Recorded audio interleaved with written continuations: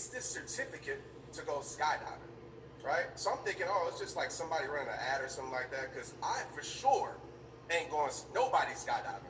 Nah, no way. I had a fear of heights. So you think I'm about to get in the plane and jump out of the plane? Absolutely not. So I look at it and say, bro, I don't see nothing in the email.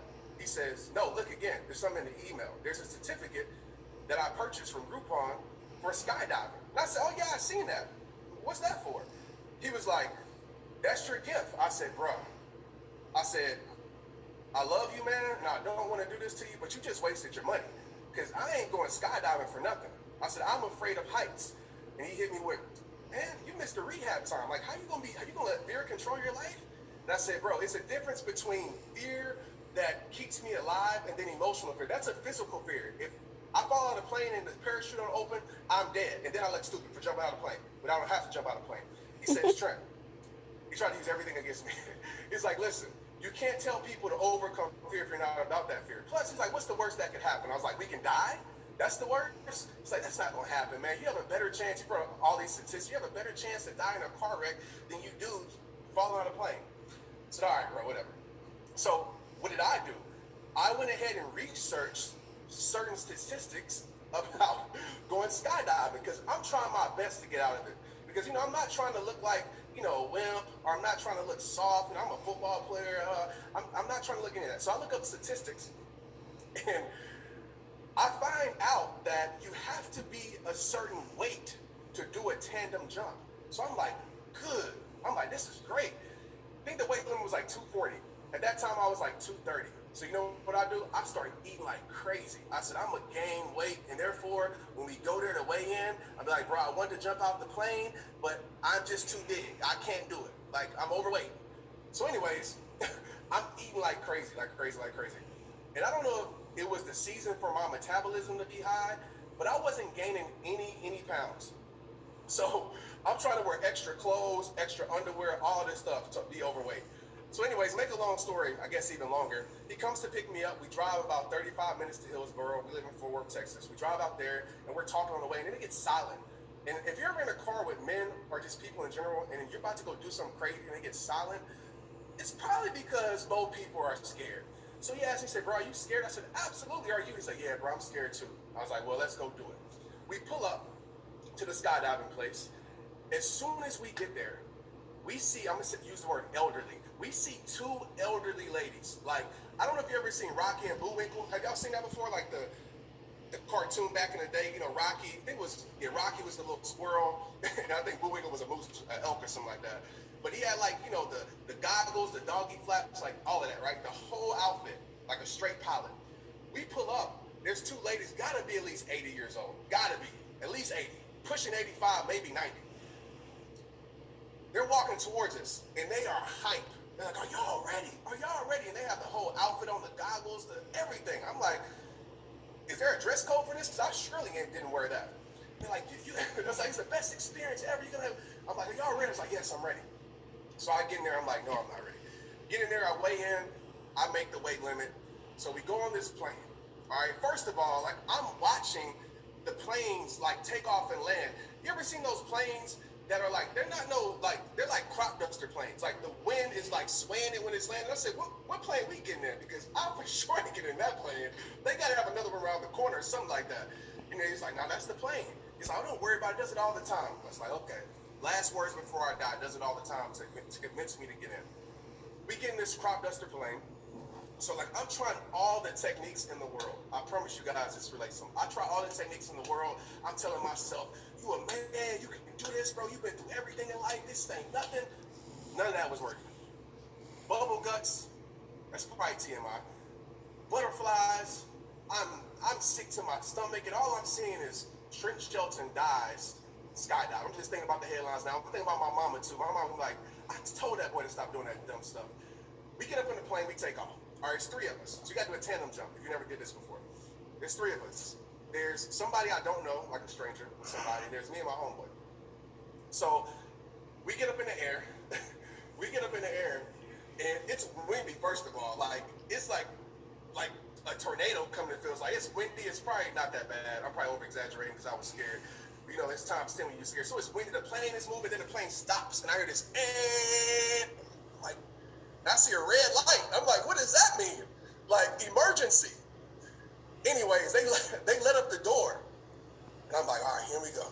So I'm like, man, dude was like, it's only one way, it's only one way down. I was like, nah, it's another way down. If I don't jump, I'm gonna just go down with y'all. He was like, nah, it's only one way down, you up here. So I'm looking at my homeboy like with that look, bro, I wanna punch you right in your face. So anyways, I go ahead and do my thing. I tell myself some stuff like live it, breathe it, be it, all that stuff that didn't work. But I'm like, okay, gotta do it. The first guy goes. He slides off and he's like, ah! And that's all I hear. I'm like, gosh. Oh my God. So I'm like, all right, let's go. And as I'm scooting up, it's a tandem jump, right? So the guy behind me, he's not pulling me. So I'm like, what is this? I was like, what are you doing? He's like, what are you doing? I was like, I'm ready to go. And he started laughing. He was like, he's like, oh, you think you're about to jump at 8,000 feet? Nah, this is the first jump. Your friend paid for, I think it's 15,000, whatever, 14,000 feet. I looked at him and said, bruh, so you gonna bring me to he looked at me and said, Trent, why does it matter? If your parachute open 8,000, 12,000, 20,000, you're dead anyway, so you might as well get the most out of it. I was like, well, that's a good point. We get up to the top, I promise you this is coming to it. We get up to the top, and I realized something. And this is what I want to share with you about overcoming fear. I realized something. I realized this. I realized in the moment of fear that the reason I was so afraid to jump, and it's like maybe I thought I was about to die, because I started having all these flashbacks of all these fearful times in my life. So I was like, man, why am I so afraid to jump? And obviously it's because I was telling myself the parachute wasn't going to open. I was telling myself that I'm going to die. I was telling myself that I was going to use the bathroom on myself, which that's TMI, right? I was telling myself all those things. Then I started to think about me as a speaker. When I was so afraid to public speak, the things I was telling myself before I went on stage, you're going to mess up. Nobody's going to care about you. As a football player, when I was so afraid to play my first NFL games, the things that I was telling myself. And I started to realize this truth. And I want you to write down this truth about fear. Fear is convincing your mind of a result without the experience. So I was telling myself what it was going to be before I ever did it. How many of you guys in here and ladies in here know what I'm talking about? You tell yourself that you're going to lose before you ever start to win. You tell yourself that it's not going to work out before you ever try to work out. I see you, Jennifer. I see you, Beth. Yes, all these yeses, right? That's what fear is. So many of us, we don't even go through the beauty of the experience because we created this nightmare of the result before we ever tried. So what I did in that moment, and it seemed like it took an hour, but it was like 5 minutes. It just hit me. I said, wait a minute. It's going to be incredible. I said, once you conquer this fear, everything else is going to be a breeze in your life. So every time you get afraid to speak on stage, you can be like, man, I jumped out of a plane. Every time you get afraid to do whatever it may be, man, I jumped out of a plane. And I jumped out of the plane, and it was the most euphoric experience in my life. And like after that, I was trying to figure out how can I do it by myself. So I'm like trying to figure out how can I do more jumps and more jumps and more jumps and more jumps. And I realized that the greatest limitations are in our mind. And so when it comes to understanding fear, okay, I want you guys to understand this and write down these three things. Fear is the absence of these three things, okay? And this is something that I've learned over my life. And if you feel this, say straight up. Number one, it's the absence of confidence, okay? Fear is the absence of confidence. Confidence is simply this. In my way, my rehab time way, I'm going to tell you this. Believing in yourself. That's confidence, right? Fear might be present, but you still believe in yourself, right? Obstacles might be present, but you still believe in your mission. Confidence is believing in yourself, believing in your mission. And so I want to give you some actionable steps that you can take right now to increase your confidence. And listen, I could talk about a million things right now, like a million things to say, but we don't have enough time for that. But I want you to really understand what I'm about to tell you with these actionable steps and apply it to your life, because application creates transformation, right? So how do you build more confidence?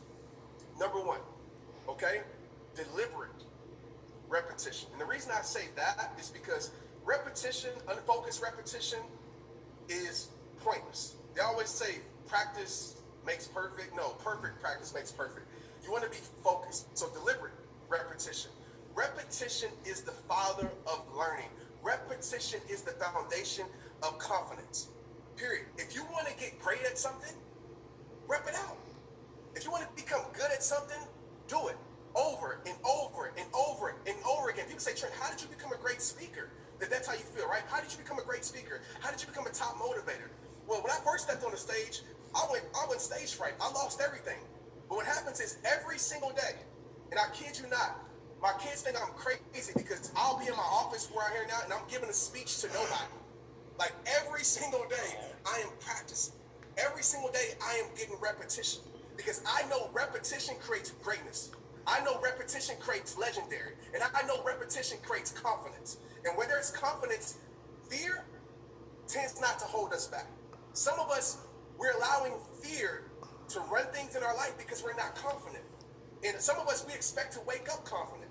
We expect to be great. Eric just told you it's going to take time. Transformation is a process. You don't start it today and it happens tomorrow. It's a lot of long nights. It's a lot of years. It's a lot of days. It's a lot of stress. It's a lot of setback. But that's how you build confidence because you know that you've been through it. You know that you got through it. So every time fear shows up again in your life, you're confident that you can get through it again. Okay, so number one, how to build confidence is deliberate repetition. Okay, number two, the second thing that I do that I want to share with you that helps me build confidence, right? We're understanding fear right now. So where we're at, guys, we are trying to figure out what fear is all about, okay? Fear is the absence of these things wrong, three things wrong confidence. So the second thing that helps me build confidence is, this might seem a little weird, but I detach my emotions from the outcome. Now, this is a hard place to get to because we're so attached, right, to putting out something and we see the result and we allow the result to make us feel a certain type of way about it. We're going to dive into this deeper just in a little bit. But I detach my emotions from the outcome. So I want to challenge you. Detach your emotions from the outcome. The outcome is just simply that, the outcome. The outcome is just the outcome. Unnecessary pressure doesn't lead to unbreakable confidence. We put too much pressure on ourselves. So as I showed up today, is fear present? Probably so. But I have confidence. I've detached my emotions from the outcome, and I've really locked into serving. Because if you're always worried about what the outcome is going to be, you know what's going to happen? You're going to walk on perfection eggshells. You're going to tiptoe around. And if you tiptoe around on perfection eggshells, you will never reach your full potential because you're trying to play it safe. And too many of us, we're trying to create greatness by playing it safe. We're trying to create greatness by not taking risks. So I want to share that with you, okay? So detach your emotions from the outcome. So that's number one, confidence. Number two, okay, fear is the absence of courage. Okay, courage. Always think about courage like this. The bigger picture, okay? The bigger picture. Brene Brown says this. You can choose courage or you can choose fear. Now, I don't know if she used that exact word, but I'm gonna use that word for the sake of what we're going through. You can choose courage or you can choose complacency or you can choose being comfortable. But you can't choose both. But you can't choose both. We talked about this in December, and I want to share this quote with you because so many of you shared it back with me because I know it hits your soul. And I want you to understand this. When you're trying to build courage, all right, the bigger picture, what's the bigger picture? Because if you don't have a bigger picture to push you through your fear, you're going to stop every single time. Some of us, we're so focused on the small things. The small things. The things that really don't matter in the grand scheme of life. The small things, like if I'm a speaker, I'm worried about if somebody in the front row is really listening to me or not, or if somebody's writing notes or not, like the small things, or I stumbled over my words, the small things. And we allow the small things to keep us from the big picture. Okay, so what's the big picture in your life? Right? What is the big picture in your life? When the mission is great enough, listen to me. When the mission is great enough, the fear will never be strong enough. When the mission is great enough, the fear will never be strong enough. When your mission is big enough, you will find a way every single time. Every single